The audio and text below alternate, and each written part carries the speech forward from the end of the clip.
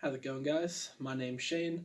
Welcome back to the Horror Basement. And today we're going to be talking about They Live, which is a 1998 sci-fi thriller slash horror movie, which was directed by legendary horror director John Carpenter, who is of course best known for the original Halloween and The Thing. Now, this movie follows our unnamed protagonist, who we learn from the internet and the credits is named Nada. This character is played by famous wrestler Hot Rod Roddy Piper. And this character of Nada, he's a drifter, and he is making his way into LA and looking for work, and he manages to find work on a construction site where he somewhat befriends our other main character, Frank.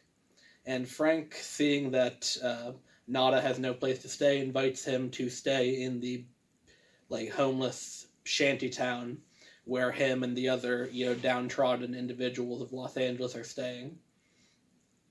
And across the street from this shanty town is a church, which serves as the base for some kind of revolutionary force. Now, what they're revolting against, we learn in short order. Because not long after Nada gets settled in, a shit ton of cops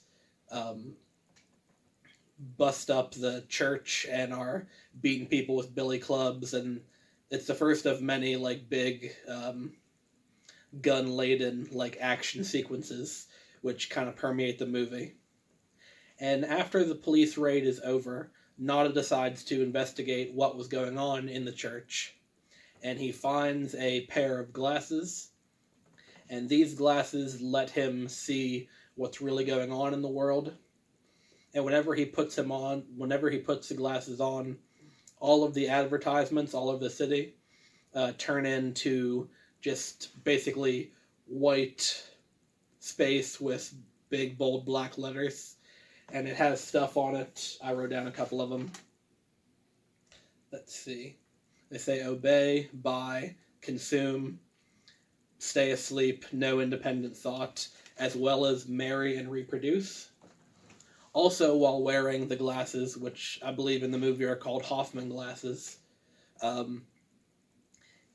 he is able to see what people are actual normal people and what people are aliens.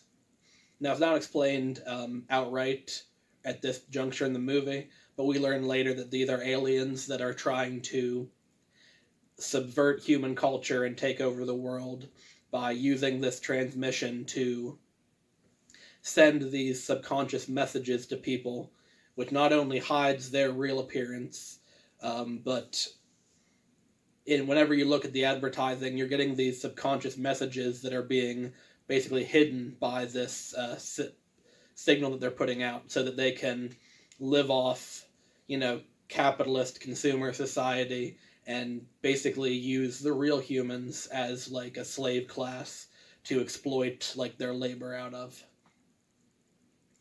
And seeing this, Nada is obviously not happy about it and manages to get a couple of guns after he beats the shit out of some cops. And it's worth noting that, and this is part of the social commentary that we'll get into later, but most but not all of the rich people in LA, the media, there's television newscasts and that kind of stuff, media, advertisements, rich people, and a good number of the police are all infiltrated with these alien imposters, way more than just the regular people out in the street are. They're more so few and far between. So with these newfound guns, Nada goes on his first shooting spree, where you get that famous line from Roddy Piper. He walks in the bank and says he's here to chew bubblegum and kick ass. He's all out of bubblegum. So of course, everyone else in the world doesn't understand that he's doing this to fight the aliens. They just think he's some crazy fuck that shot up a bank.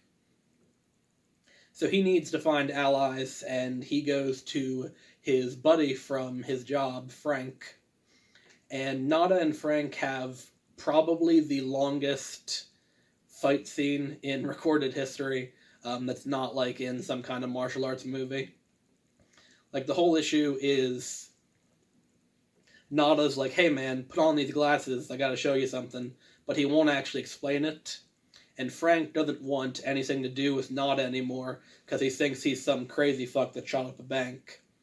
And he's got kids and everything, and he doesn't want to get involved. So they fight for legit like 5 or 6 minutes. It's like every minute or so, one of them will get the upper hand and try and like walk away or force the glasses onto him, and then they'll start fighting again. But finally, Roddy gets the upper hand and puts the glasses on him. And in short order, Frank and Nada join up with the other like underground revolutionaries in town. And up to this point, I haven't mentioned it, but there is a sort of pseudo love interest in this movie. Her name was Holly, and she was played by Meg Foster. And she kind of sort of gets kidnapped by Nada while he's running from the alien cops. And he ends up thinking that she's part of the revolution, but she ends up turning on him in the end. And of course, with a little help from the other like revolutionary guys, and with a whole bunch of like macho one-liners and gun battles, Nada managed to make his way up onto the roof of the television station, and ends up killing Holly and sacrificing himself to disrupt the signal. And once the signal is disrupted, you no longer need the glasses to see the aliens. And you get a little like short montage of clips of people seeing that the news anchors and their neighbors and the people that they're currently fucking are these like grotesque alien creatures. And then the movie just cuts to black and doesn't really give you like the catharsis of seeing the people rise up.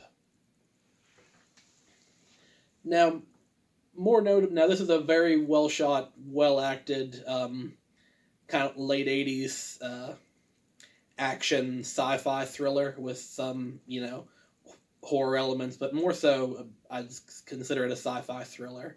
I just really like John Carpenter, so I wanted to talk about it. But this movie has about as subtle a social and political commentary as like Animal Farm, in that it bears its biases and statement on its sleeve. This movie is super anti-capitalist and anti-consumer culture. Like these aliens that are trying to take over and just getting us to obey and consume and be, good workers and slaves. It's an allegory for like the rich elite.